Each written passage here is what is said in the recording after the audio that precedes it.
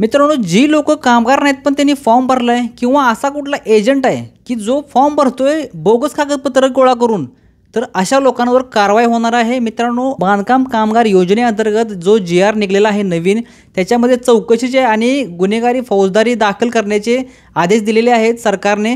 तर कशा पद्धतीने जी.आर. आहे सर्व गोष्टी आपण या व्हिडिओमध्ये बघणार आहे. तुम्ही जर फॉर्म भरणार असाल किंवा भरलेला आहे तर हा व्हिडिओ तुमच्यासाठी महत्त्वाचा आहे. व्हिडिओ शेवटपर्यंत बघा आणि जर व्हिडिओमध्ये तुम्ही नवीन असाल तर अशाच व्हिडिओ बघण्यासाठी आपल्याला टेक्निक मराठी चॅनलला सबस्क्राईब 100% करायचं आहे. मित्रांनो, बघू शकता माझ्यापाशी जी.आर. आहे. याच्यामध्ये 25 तारखेला हा जी.आर. निघालेला आहे. ठीक आहे. कशासाठी आहे? बांधकाम कामगार कल्याणकारी मंडळाचा जी.आर. आहे. काय जी.आर. म्हणतोय? विषय आहे महाराष्ट्र इमारत व इतर बांधकाम कामगार कल्याणकारी मंडळाअंतर्गत बोगस कागदपत्रे दलाल यांच्या विरुद्ध दक्षता पथकामार्फत विशेष तपासणी मोहीम राबवण्याबाबत. म्हणजे जी लोक एजंट आहेत, जी लोक दलाल आहेत, म्हणजे त्यांच्याकडून आपले फॉर्म भरून घेता किंवा त्यांना डॉक्युमेंट नाही म्हणत तुम्ही डॉक्युमेंट बनवा, अशा पद्धतीने जी काही गोष्टी करत असतील कोण लोक, तर त्यांच्यावर कारवाई 100% होणार आहे. त्याचा आदेश आहे. त्याच्यानंतर खाली बघू शकता, उपरोक्त विषयास अनुसरून आपणास कळवण्यात येते की महाराष्ट्र इमारत व इतर बांधकाम कामगार कल्याणकारी मंडळाअंतर्गत सर्व जिल्हा तालुका सुविधा केंद्रामार्फत बांधकाम कामगारांची नोंदणी, नूतनीकरण व लाभाचे अर्ज संगणक प्रणालीवर सादर केल्यावर तालुका सुविधा केंद्रातील कर्मचारी व नोंदणी अधिकारी यांच्या छाननीअंती अर्ज मंजूर करण्यात येत आहेत. म्हणजे हे परस्पर तिथल्या तिथं अर्ज हा मंजूर होत असतो. ठीक आहे. सदरच्या सेवा मंडळामार्फत निशुल्क राबवण्यात येतात. म्हणजे याचा अर्थ जो फॉर्म भरला जातो किंवा जी काही सुविधा दिली जाते तिथं कुठलेही चार्जेस दिले जात नाहीत किंवा घेतले पण जात नाहीत. कुठलेही चार्जेस घ्यायचे नाहीत किंवा द्यायचे पण नाहीत. जे फॉर्म भरणार आहेत त्यांनी पैसे द्यायचे नाहीत, जे एजंट आहेत त्यांनी पैसे घ्यायचे नाहीत, असा जी.आर. म्हणतोय. त्यानंतर काय लिहिलं आहे? मंडळामार्फत देण्यात येत असलेल्या सर्व लाभ कोणतेही शुल्क न आकारता देण्यात येत असले तरीही बांधकाम कामगाराकडून पैशाची मागणी होत असल्याबाबत तसेच बोगस कागदपत्र तयार होत असल्याबाबत इलेक्ट्रॉनिक मीडिया विविध समाजामार्फत प्रसारित होत आहे. ठीक आहे. त्याच्यामुळे आता काय लिहिलं आहे यांनी? तुम्ही जो फॉर्म भरताय त्याच्यामध्ये लोकांनी पैसे मागत असले तर तुम्ही द्यायचे नाही किंवा कोण मागत असला तर त्याला मागू नको म्हणून सांगायचं आहे, असं गव्हर्नमेंटचा आदेश सांगतोय.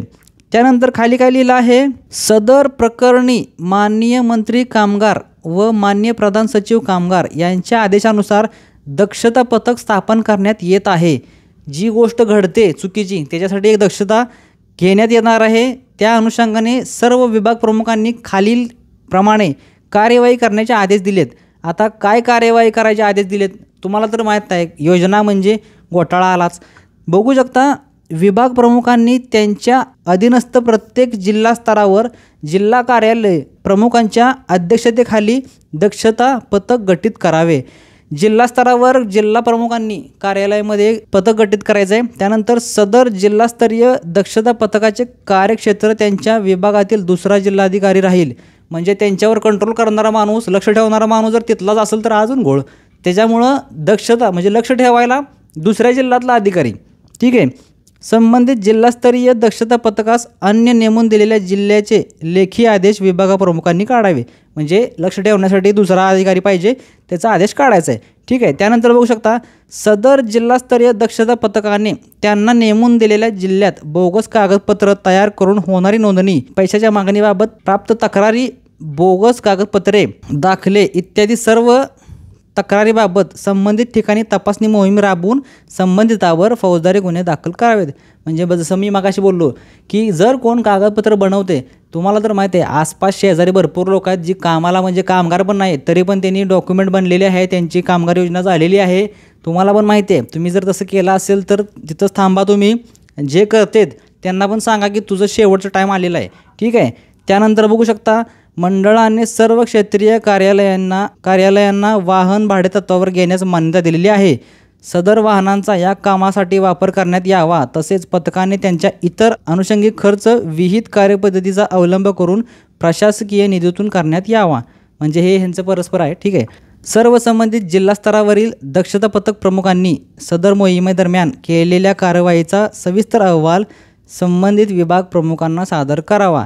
व सर्व जिल्हा कार्यालयाकडून प्राप्त अहवाल एकत्रित करून विभाग प्रमुखांनी त्यांच्या अभिप्राय मंडळ प्रमुखास सादर करावा. ठीक आहे, म्हणजे प्रत्येकानं आपापल्या प्रमुखाला अहवाल तो सादर करायचा आहे.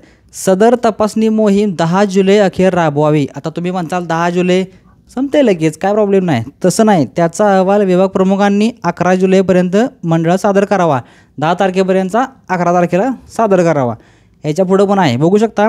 सदरचा अहवाल सादर केल्यानंतर प्रत्येक पथकाने दरमहा किमान 1 तपासणी करावी. आलं का त्यांना, दरमहा 1 तपासणी करावी. म्हणजे दर महिन्याला तपासणी होणार आहे की कोण बोगस करतंय का, कोण फ्रॉड करतंय का, कोण कागदपत्र बनवून घेते का, किंवा कोण लोकांचे पैसे एक्स्ट्रा घेतंय का. ह्या सगळ्या गोष्टींची जी तक्रार आहे ती चेक केली जाणार आहे आणि त्याच्यावर फौजदारी गुन्हा दाखल केला जाणार आहे.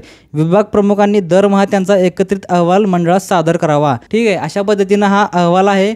जी लोक फॉर्म चुकीचा भरतेत किंवा कोण म्हणत असेल की मी तुझं डॉक्युमेंट बनवून देतो, तसलं काहीही ऐकायचं नाही.